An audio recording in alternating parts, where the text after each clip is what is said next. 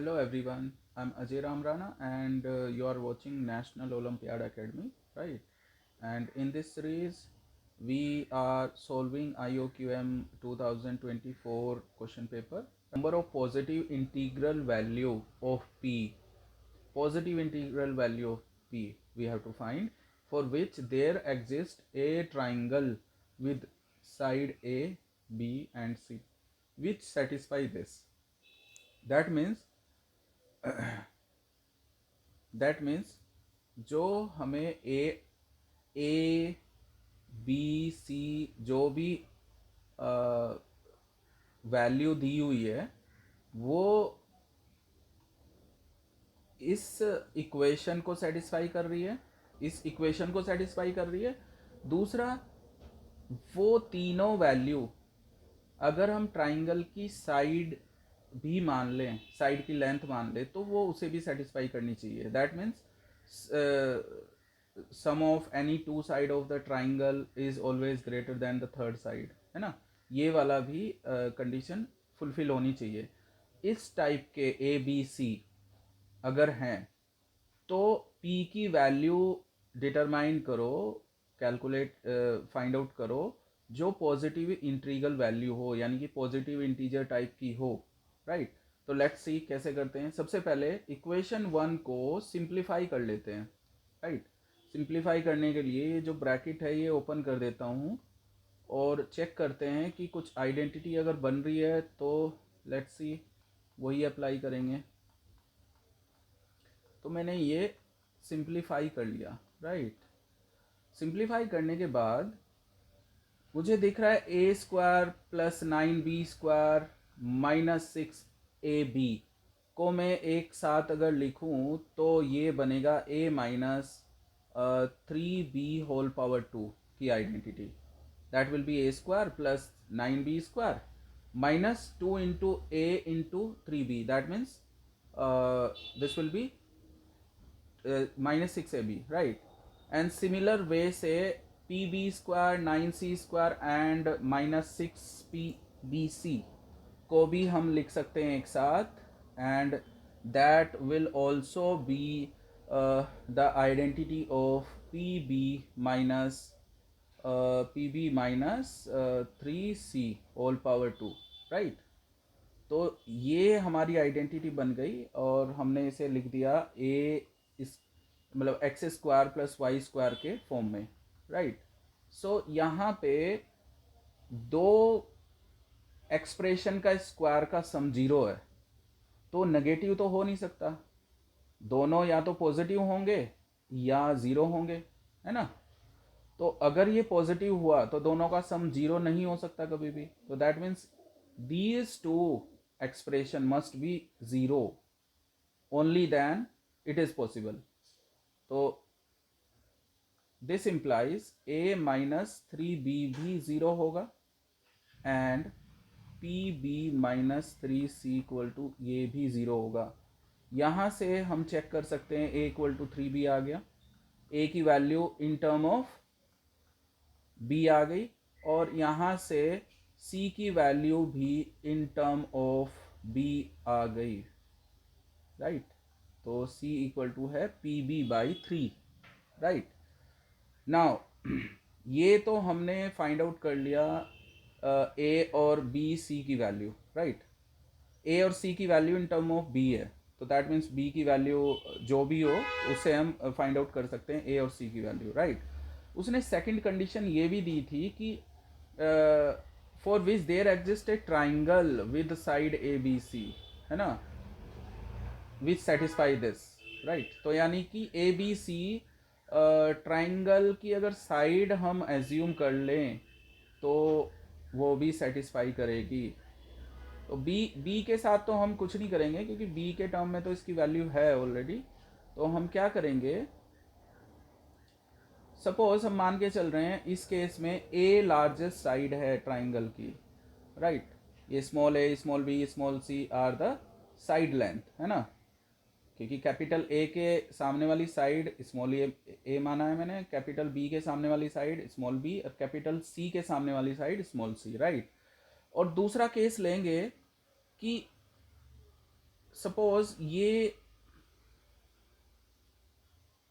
Suppose हमारा जो largest side है वो इस केस में, लेट मी,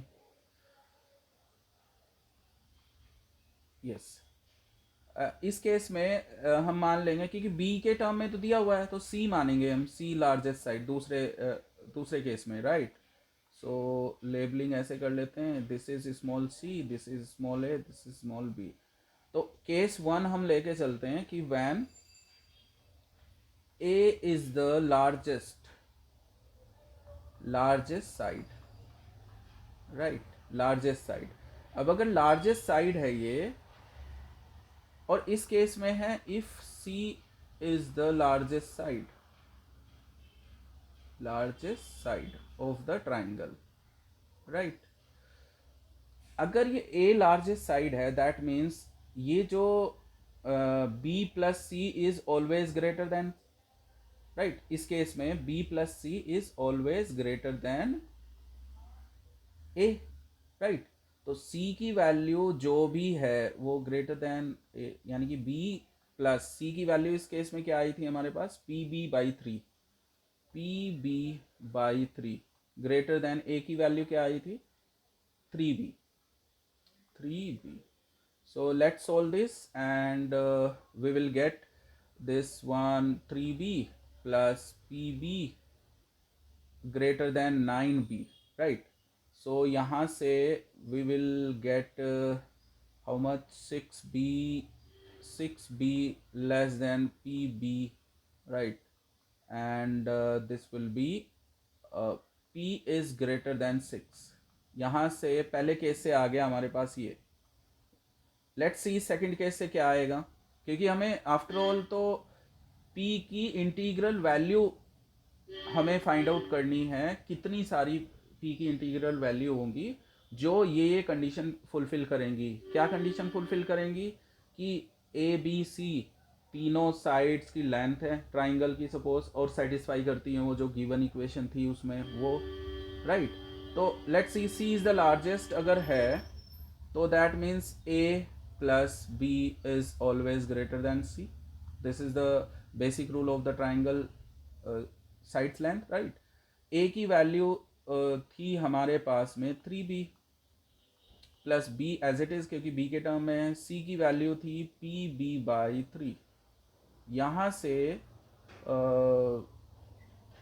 यहाँ से we can calculate this for b, pb by 3, and in the next this will be 12b greater than pb, and now we can say p must be less than 12,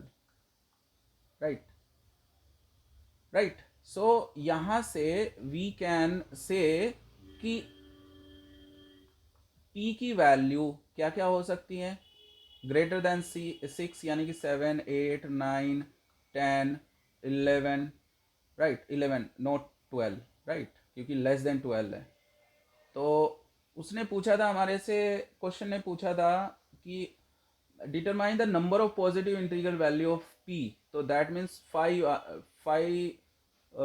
such values are there, तो that means total such value of p will be 5, because 1 2 3 4 5, this is the final answer, right? I'm sure it is clear to everyone. Next we will do the next question, and this is question number 11, and here this question is asking the positive real number a b c satisfy this equation. Suppose this is equation 1, this is equation 2, and we have to find the value of 1 by a plus 1 by b plus 1 by c, right? So here let's see, we will do one thing. Suppose this is equation 1 and 2, and when we add these two, right, let's see what will happen. So this is A and denominator में 2b+1 है, यहाँ पे ये and this is ये, तो ये बन जाएगा a+1 divided by 2b+1 plus फिर 3c+1 एंड ये, तो ये बन जाएगा 2b+1 divided by 3c+1 plus denominator में a+1 है, तो यहाँ पे बन जाएगा 3c+1 and this divided by a+1, right. So add करने से we will get this one and इसे equation 3 मान लो, right, equation 3, right. Now as these are the positive real number a b c, तो ये भी पॉजिटिव रियल नंबर होंगे, separate जो term है हमारे, तो we can apply the A M G M, A M greater than G M, arithmetic mean is always greater than equal to G M, right. So if we apply this positive real numbers, तो we will get, suppose this is X, this is Y, this is Z, तो x plus Y plus Z divided by 3, right, यानी कि a+1 upon 2b+1 plus 2b+1 divided by 3c+1 plus 3c+1 divided by a+1 and whole divided by 3, because this is arithmetic mean is always greater than the geometric mean. Geometric mean is what? This x into y into z, right, and whole power 1/3. So whenever we multiply these three terms, तो सारे term cancel out हो जाएंगे, a+1 से a+1 cancel out हो जाएगा, 2b+1 से 2b+1 and 3c+1 से 3c+1. तो finally we will have after cancellation 1 and power में 1/3, right. yes. so इस इक्वेशन के बाद, इस इनइक्वालिटी के बाद we can check कि this whole left hand side expression is greater than equal to 1, right. so ये कब पॉसिबल है, ये कब पॉसिबल है, जब ये न्यूमरेटर पार्ट 3 हो, और न्यूमरेटर पार्ट 3 कब पॉसिबल है, जब ये 1 है, ये 1 है, ये 1 है, राइट, तभी पॉसिबल है. That means a+1 divided by 2b+1 equal to 1 हो. दैट मीन्स इसके बाद हम ये इम्प्लाइज कर सकते हैं 2b+1 अपॉन 3c+1 भी 1 हो, and a+1 this is 3c+1, not a+1, 3c+1 divided by a+1 equal to 1, right. so if we combine these three, तो हम कह सकते हैं कि a+1 equal to 2b+1 equal to 3c+1, right. तीनों equal आ रहे हैं, और तीनों इक्वल हम मान सकते हैं लेट वो k कांस्टेंट के इक्वल है. भाई तीनों इक्वल हैं तो किसी के तो इक्वल होंगे, right. Now if we put this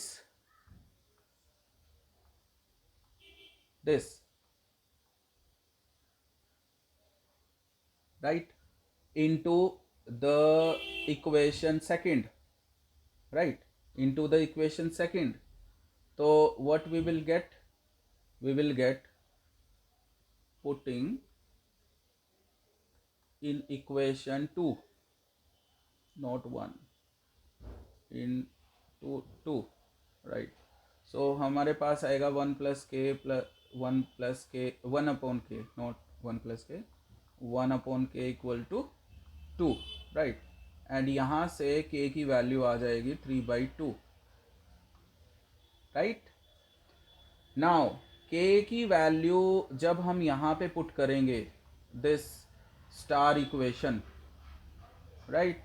So after putting the star equation, putting the value of k in star equation, so we will get a equal to 1 by 2, because a plus 1 equal to k है, a plus 1 equal to 3 by 2 and a equal to 3 by 2 minus 1, that will be 1 by 2. Similarly 2b plus 1 equal to k है, तो ये हो जाएगा b equal to 1 by 4, b equal to 1 by 4. और similarly c equal to आ जाएगा हमारे पास में 3c plus 1 equal to 3 by 2 है, तो c इक्वल टू आ जाएगा 1 by 6, 1 by 6. Here we have calculated the value of a, b, c, right? And finally हमें जो कैलकुलेट करना था 1 by a plus 1 by b plus 1 by c, ये calculate करना था according to the question, right? What is the value of this, right? तो ये calculate जब करेंगे तो this will become 2 plus 4 plus 6 and the final answer would be 12. So this will be the final answer, right? So I hope this is clear to everyone, and so that's all for today's session. We will meet in the next class and with more solution. So thank you for watching, and thank you, bye.